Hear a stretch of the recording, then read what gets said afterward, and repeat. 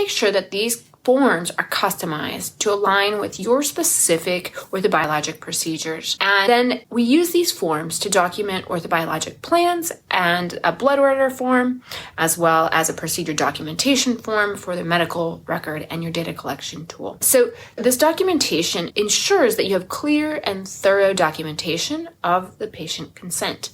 And it has to include that this treatment is considered off-label and not covered by most insurances. Make sure you have handouts and consents, and that you also have some post-injection instructions and protocols for what to do, what not to do, any kind of rehabilitation protocols that may need to be done.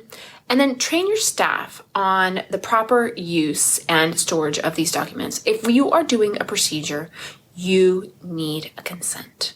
And this is really important to make sure that the patient understands exactly what they're getting into and any risks that might be incurred during this treatment protocol.